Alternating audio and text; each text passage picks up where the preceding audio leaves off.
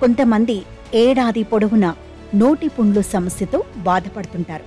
అయితే కొంతమందికి మాత్రం ఈ సమస్య కేవలం 2 రోజుల్లోనే నయమవుతుంది.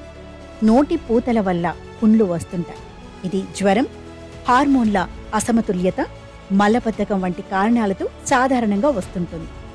నిర్లక్ష్యం చేస్తే పెను ప్రమాదం పొంచి ఉంటుందని హెచ్చరిస్తున్నారు ఆరోగ్య నిపుణులు. శరీరంలో vitamin C, vitamin B, iron, zinc మొదలైన పోషకాలు లోపిస్తే నోటిలో పుండ్లు వస్తాయి. చాలామంది సక్రమంగా లేని దంతాల కారణంగా బ్రేస్లు ధరించాల్సి వస్తుంది. ఇలాంటప్పుడు కూడా పుండ్లు వచ్చే ప్రమాదం ఉంది. నోటి పూతల వల్ల పుండ్లు వస్తుంటాయి. నిర్లక్ష్యం చేస్తే పెను ప్రమాదం పొంచి ఉంటుందని హెచ్చరిస్తున్నారు ఆరోగ్య నిపుణులు. అయితే నోటి పుండ్లకు కారణం ఏమైనప్పటికీ ఇవి చాలా ఇబ్బంది కలిగిస్తాయి. పులుపు, చేదు ఏదైనా తినడానికి ప్రయత్నిస్తే విపరీతమైన నొప్పి కలుగుతుంది. దీంతో నోటి మంటతో ఏమీ తినలేని పరిస్థితి తలెత్తుతుంది. దీని నుంచి ఉపశమనం ఎక్కువ నీరు తాగాలని సూచిస్తున్నారు ఆరోగ్య నిపుణులు.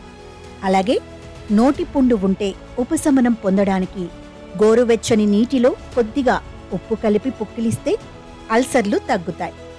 ఇలా రోజుకు 3-4 సార్లు చేస్తే క్రమంగా సమస్య నుంచి ఉపశమనం లభిస్తుంది. గాయం మీద కొద్దిగా తేనె ఉంచినా ప్రయోజనం ఉంటుంది.